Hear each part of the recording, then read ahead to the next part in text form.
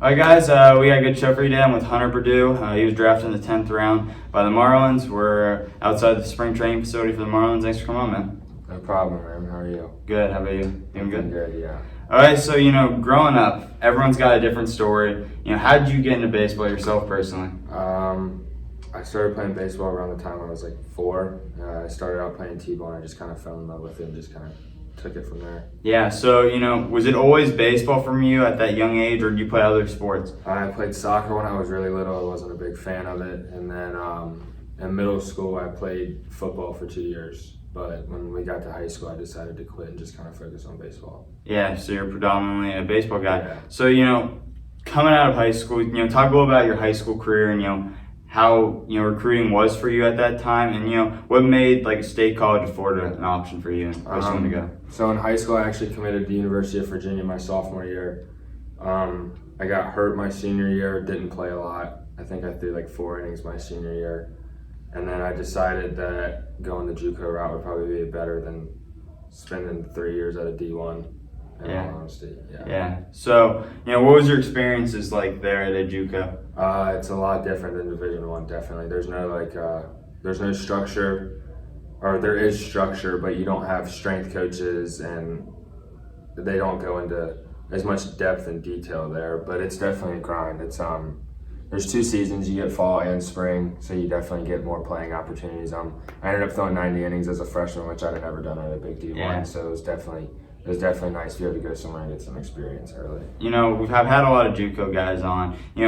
You see it a lot, is like a lot of professional players come from the JUCO. Mm-hmm. Why do you think a lot of players are so successful going that JUCO route? I think to make it through junior college, you've really got to be committed to what you're doing, and those are normally the guys that make it pretty far. Yeah.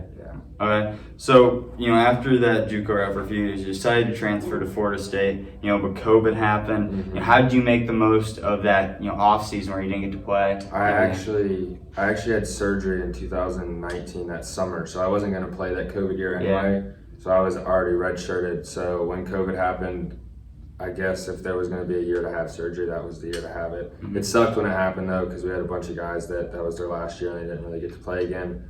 But for me, I just rehabbed through it and tried to come back stronger than I was before having surgery. Yeah, so, what was the rehab process like for you? A lot of people go through different things, but what was the big thing for you? The mental side, it was definitely more tough mentally than it was physically. It took 13, 14 months to come back, but I really wasn't 100% for probably about 2 years after I had first gotten hurt. So that was definitely tough on the mental aspect of it. Yeah, a lot of people don't talk about that. The mental aspect is just as important as the physical. When I had a big shoulder injury, you lose a lot of confidence, and it's like you being able to go out there and going 100% into what you're doing. It's very hard because you're worried about injuring it, or can you do that again? You know what I mean? Definitely. The mental side was definitely the hardest part, but once I got that back, then everything kind of fell back into place. Yeah. So, this season, you had a 3.27 ERA.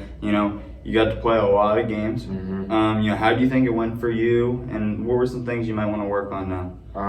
Overall, the season was a success. I think I had like 22 innings this year coming out of the bullpen. It was definitely a change from my first 2 years because I was a starter my first 2 years and then coming out of the back end of the bullpen. So it was definitely something I had to get used to, but it was definitely something I enjoyed. Yeah. So, you got to play in a regional game. A lot of kids dream of something like that. What was the atmosphere like? I know it didn't go your way, but, what was the atmosphere like? It was awesome. We were playing, obviously, when we played Ole Miss on Saturday night, we were playing in front of 11,000 people, and that place was going nuts. So it was awesome. It was definitely something that you dream of as a little kid. Yeah. So, over the course of your college career, what's your favorite college memory, you guys say? Probably my freshman year, we hit a walk-off home run in what's basically our regional tournament, our state tournament. Yeah. After being down by 4 going into the 7th, and we ended up walking it off in the bottom of the 9th, and that was definitely an awesome experience. Yeah, no, that's awesome.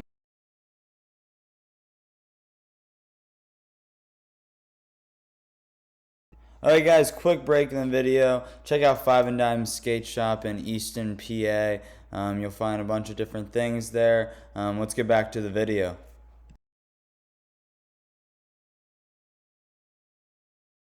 You get to do something, a lot of kids, growing up dream to do. When did you realize, professional baseball was something that you could do? Probably early on in high school.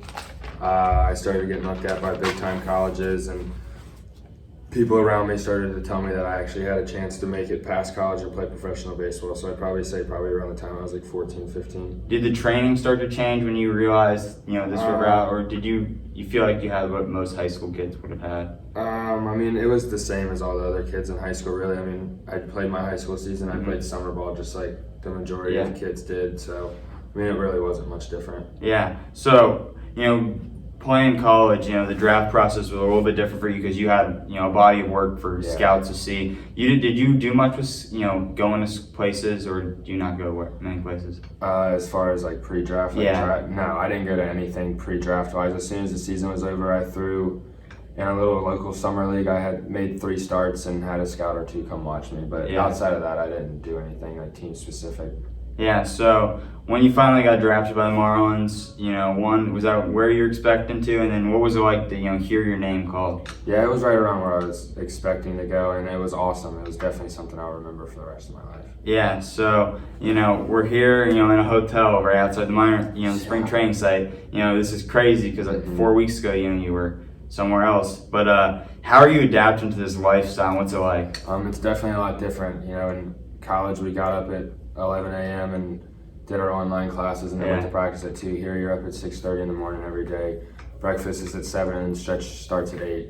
So it's definitely been a little something that I've had to get used to over the last 2 or 3 weeks, but it's definitely something that I've enjoyed getting used to, and it's something that I hope to be doing for a long time. Yeah, and one thing, my uncle always used to grow up, talking to me about is, the rookie ball is where you really, it's the grind, you work. You talk about this. You don't experience at 6 a.m. at most, like single A, double A. It's where you work. It's where you improve a lot. What's your experience like in rookie ball, one, and then what are you working on right now? Right now we're just kind of working on some mechanical things as far as with pitches and kind of making pitches look like a distinct pitch and not kind of fading into each other.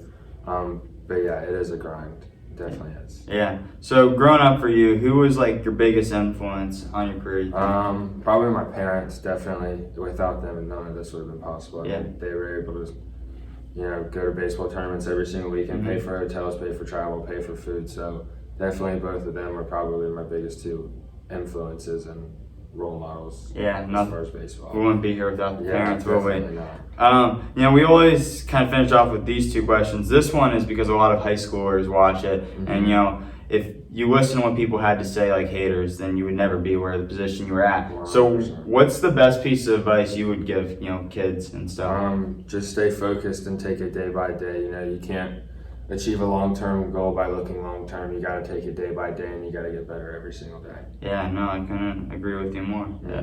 So, final question: when your baseball career is over down the line, how do you want people to remember yourself?